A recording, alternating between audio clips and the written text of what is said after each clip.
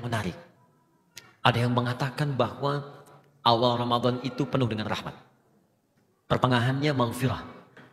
Dan di ujungnya itkum minan nar atau pembebas dari neraka. Pernah dengar pernyataan itu? Ya, ada yang menyebutnya sebagai hadis. Ternyata setelah dikaji oleh para ulama, ada hadis-hadis yang terkait dengan Ramadan, statusnya bermasalah, bahkan diduga palsu. Di antara hadis-hadis itu, kita coba akan kaji dalam kesempatan episode saat ini, dan mudah-mudahan ada manfaat yang bisa kita dapatkan. Hadis yang pertama, yang tadi kita dapatkan riwayatnya panjang, bahkan disandarkan pada sahabat Salman Al-Farisi, ada yang menyandarkan pada sahabat Ali bin Abi Thalib, yang diduga bahkan keduanya tidak pernah menyampaikannya. Apa kalimatnya? Atakum syahrun Ramadan. Atakum syahrun Ramadan. Telah tiba bulan Ramadan. Kemudian yang paling menarik, awaluhu rahmah. Awalnya adalah rahmat. Wa awsatuhu maghfirah. Pertengahannya itu penuh dengan ampunan Allah Subhanahu wa taala, maghfirah. Kemudian wa akhiruhu itkum minan nar. Akhirnya pembebas dari neraka. Maka kemudian adalah orang yang membagi Ramadan ke dalam 3 bagian, sehingga menyebutkan 10 hari pertama rahmat, 10 hari kedua khusus maghfirah, ampunan Allah Subhanahu wa taala, dan 10 hari ketiga ada peluang dibebaskan dari api neraka. Pernah mendengar ungkapan ini? Nah, hadis ini diteliti oleh para pakar hadis, ahli-ahli di bidang hadis, dan menyimpulkan bahwa hadis ini bermasalah, bahkan derajatnya ada yang menemukan bahwa sampai ke derajat hadis palsu, hadis maudhu. Tingkat dhaifnya tinggi. Paling minimal kata para ulama statusnya semi palsu. Ya, semi palsu, hadis matruk. Jadi ada 3M bermasalah. Kalau ada satu di antara 3 ini, maka hadisnya cenderung ditolak oleh para ulama. M yang pertama disebut dengan mungkar.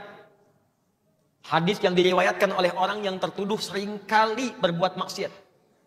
Dia meriwayatkan hadis, tapi terlihat suka berbuat salah. Ada yang mabuk, ada yang berselisih, maka hadisnya diingkari oleh para ulama.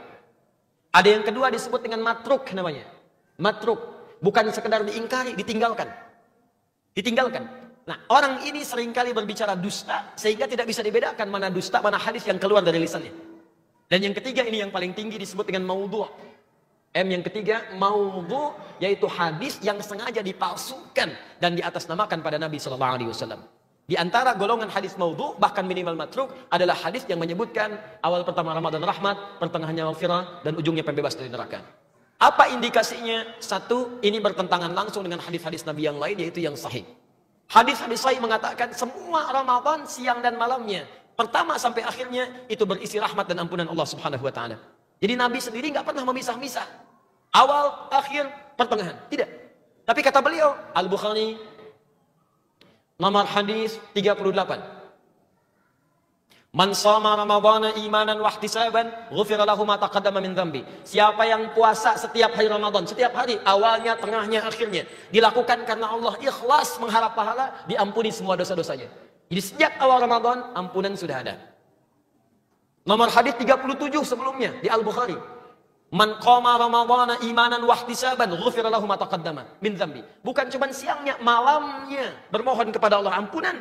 Salat dengan baik, minta ampunan, ikhlas dikerjakan, diampuni semua dosanya.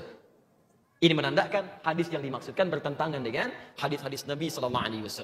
Jelas di sini? Nah, ada banyak hadis yang bermasalah lagi, tapi sebelum kita tampilkan, barangkali ada yang ingin bertanya atau berdiskusi, atau mungkin pernah mendapatkan hadis, ingin Anda tanyakan dan kita bahas statusnya. Baik, siap insya Allah? Silakan. Yang mau saya tanyakan Ustaz, apa benar menjalankan ibadah umroh di bulan Ramadan pahalanya senilai haji Ustaz? Baik. Jazakumullah khair. Allah yubarik fik. Ya, kita lihat hadisnya. Ada seseorang, ini riwayatnya hampir di setiap kitab-kitab hadis yang mu'tamad, yang sahih, yang dipercaya. Ada seorang yang ditanya oleh Nabi, kenapa kamu tidak berhaji tahun ini? Kata orang ini, ya Rasulullah, saya nggak punya kemampuan berhaji. Sebab yang pertama ada yang mengatakan, ada yang saya rawat di rumah, saya nggak bisa tinggalkan. Yang kedua riwayat mengatakan, ya Rasulullah, saya punya kesibukan di bulan-bulan ini, nggak bisa saya tinggalkan.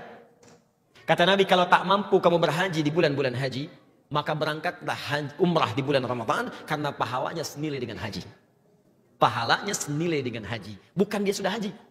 Oh, jangan salah menyimpulkan. Jangan karena Anda nunggu kuota lama-lama, kita haji aja di bulan Ramadan yuk. Itu salah menyimpulkan. Ya. Jadi tidak ada haji di bulan Ramadan, yang ada pahalanya senilai haji. Kenapa pahalanya dinilai berlipat senilai haji? Karena perjuangan orang umrah di Ramadan itu perjuangannya lebih daripada biasa. Persis seperti orang haji berjuang. Coba lihat orang haji berjuang, fisiknya ya dari mulai wukuf ke Muzdalifah cari batu sampai lontar sampai jalan begitu panjang, fisiknya terkuras. Maka persis seperti orang puasa kemudian umrah. Dari mulai tawaf, dia kemudian naik turun sa'i, sampai semua dikerjakan dalam keadaan menahan lapar dan haus. Maka itu yang melipat gandakan pahalanya. Allah Ta'ala alam bisawab. Ada yang lain? Assalamualaikum warahmatullahi wabarakatuh. Waalaikumsalam warahmatullahi wabarakatuh. Ustadz, mungkin ini agak tidak terlalu berkaitan secara langsung dengan hadis, tapi berkaitan dengan puasa dan membersihkan hati. Baik. Bulan Ramadan itu kan memang bulan yang penuh berkah dan kita memang saatnya kita buat membersihkan hati gitu. Nah sebelum memasukinya aja kalau bisa kita saling memaafkan satu sama lain gitu. Bagaimana Ustadz apabila kita kan manusia biasa, kita punya rasa kecewa, punya rasa sakit hati yang kadang-kadang susah buat kita hapuskan gitu. Bagaimana supaya kita bisa menjadi orang yang ikhlas, bisa melupakan, bisa memaafkan, karena kan kodratnya manusia pasti gampang lah buat sakit hati, marah dan sebagainya. Itu aja pertanyaan Ustaz. Bagus pertanyaan. Dan apa yang Anda sampaikan kisahnya pernah terjadi di masa lalu. Sehingga Allah menawarkan satu tawaran spesial kalau dia bisa mengikhlaskan semua perasaan yang dirasakan. Maka turunlah Quran surah ketiga Ali Imran ayat 133 sampai 134. Paling kanan sebelah atas di mushaf. Perhatikan kalimatnya. Wasari'u ila maghfirah. Wasari'u ila magfirati min rabbikum. Bergegaslah Anda mengevaluasi diri, mohon ampunan kepada Rabbmu. Koreksi, banyak yang salah dalam hidup. Wa jannatin arduha as-samawati wal ardu u'iddat lil muttaqin. Dan bermohonlah, berharap, bercita-cita mendapatkan anugerah surga seluas langit dan bumi. Komplek tinggal seseorang di dunia bisa luas, tapi tidak ada yang seluas langit dan bumi. Saya sediakan, kata Allah, khusus untuk orang takwa. Tapi bukan takwa biasa, spesial. Siapa takwa yang dimaksud? Ayat 134-nya. Alladzina yunfiquna fis sarra'i wad dharra. Golongan pertama yang sedang infak. Di saat punya, bahkan tak punya pun masih pengen infak. Di dalam keadaan tak punya pun masih mereferensikan. Saya dalam gak punya nih, barangkali mungkin baju saya bisa dijual. Barangkali teman saya mungkin bisa ngasih, saya referensikan.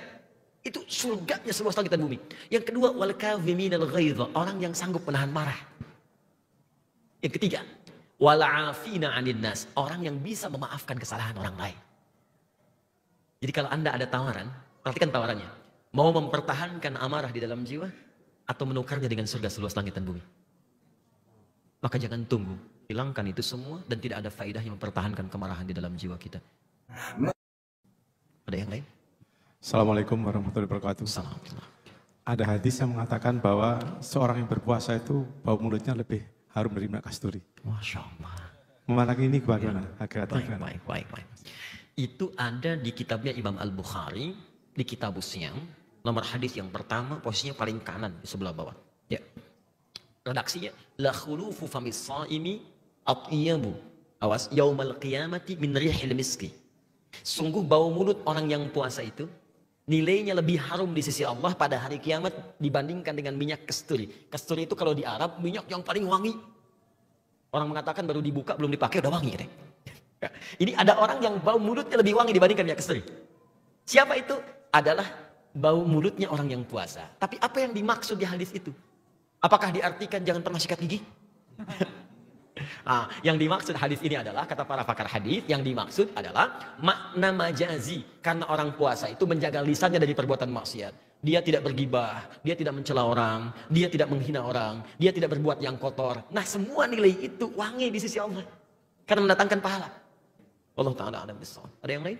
Bismillahirrahmanirrahim. Assalamualaikum warahmatullahi wabarakatuh. Assalamualaikum warahmatullahi wabarakatuh. Ustadz, saya mau bertanya, apakah benar ada hadis untuk orang yang lupa makan dan minum saat berpuasa?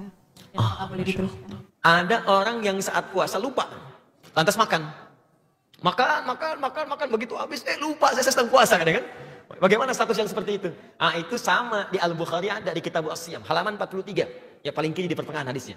Bahkan dituliskan, babu so'imi idza nasya fa'akala wa syariba. Bab orang puasa yang lupa lantas kemudian makan dan minum. Maka apa kalimat Nabi SAW pada masa itu? Kata Nabi, idza nasya ahadukum, bima makna. Kalau kalian lupa sedang berpuasa, fa'akala wa syariba, kemudian makan dan minum, falyutimma shaumahu fa innahu at'amahu Allah taala wa saqah. Maka kalau Anda dalam status lupa, silahkan teruskan puasanya. Jadi Anda sedang puasa, tiba-tiba tengah siang hari jam 1 makan, kemudian minum. Setelah selesai lupa. Kata Nabi, teruskan puasanya. Puasanya tidak dianggap batal karena yang memberikan makan dan minumnya Allah Subhanahu wa Ta'ala. Tapi ini yang dimaksud bukan pura-pura lupa. Malam-malam berdoa dalam tahajud. Ya Allah, jadikan aku besok lupa. Tidak ya. Yang dimaksud di normal, tiba-tiba lupa begitu saja. Ya. Jelas ya? Baik, wallahu ta'ala a'lam bissawab. Itu barangkali yang disampaikan. Terakhir, awas hati-hati, ada orang yang mengisi puasanya dengan banyak tidur. Bis tarawih, tidur. Bis subuh, tidur. Ke kantor cari musola, tidur. Tidur lagi. Ya? Nah ini terjebak hadis palsu. Hadis yang berbunyi, niyamus shaimi ibadatun. Tidurnya orang puasa itu ibadah. Itu hadis palsu. Mas, hadis palsu. Hadisnya palsu. Karena bertentangan dengan esensi puasa. Orang puasa itu banyak beraktivitas, bukan banyak tidur. Kalau orang tidur nggak ada amalan. Sedangkan Nabi mengajak orang banyak beramal. Maka cukuplah itu dalil menjadikan apa yang disampaikan dianggap sebagai hadis palsu. Baik teman-teman sekalian, penting untuk kita mengetahui bahwa semua amalan kita mesti bersandarkan pada ketentuan dalam syariat, tuntunan dari Al-Quran dan pedoman dari Nabi SAW. Tapi juga kita mesti teliti untuk membaca hadis-hadis Nabi, karena tidak semua yang dikatakan bersumber dari Nabi statusnya dianggap benar dari Nabi SAW. Semoga Allah menerima puasa kita, menerima semua amalan kita, membebaskan kita dari hal-hal yang tidak kita pahami, dan memberikan pemahaman terbaik untuk mengantarkan kita ke surga. Allahumma taqabbal minna innaka antas sami'ul alim. وتب علينا إنك أنت التواب الرحيم اللهم اجعلنا يا الله ممن يتمسكون يتحمسون في الدراسة والتعلم والتعليم ya Allah, jadikan kami termasuk hamba-hambamu yang senantiasa bersemangat untuk belajar dan belajar. Allahumma 'allimna ma yanfa'una, ya Allah, anugerahkan kepada kami manfaat dari setiap apa yang kami pelajari. Allahumma ya Allah wanfa'na bima ta'allamna, dan jadikan apa yang telah kami pelajari itu mengundang manfaat bagi kami dunia dan akhirat. Allahumma ya Allah irsyadna ya Allah linna'mal ma fahimna wa ta'allamna, dan berikan petunjuk kepada kami untuk mengamalkan apa yang telah kami pahami. Jangan biarkan setiap ilmu mengendap dalam tulisan ataupun benak kami tanpa kami amalkan. Kami takut dengan firman-Mu ya Allah yang mengatakan, Allahumma kami takut dengan firman-Mu yang mengatakan, Allahumma kami takut dengan firman-Mu yang mengatakan, ta'muruna an-nasa bil birri wa tansawna anfusakum wa antum tatlunal kitab afala taqilun. Engkau pandai mengajak orang, engkau pandai menyampaikan pada orang, engkau menuliskannya dalam catatanmu, tapi engkau sendiri tidak mengamalkannya. Maka di manakah pemikiran dan otakmu? Ya Allah, kembalikan kami ke surga yang terbaik sebagai orang-orang yang berilmu, mengikuti tuntunan sunnah Rasulmu, dan pertemukan kami dengan orang-orang terbaik dalam kebaikan. Rabbana atina fid dunya hasanah wa fil akhirati hasanah wa qina adzabannar. Bifadlika subhana rabbika rabbil izzati amma yasifun wa salamun alal mursalin.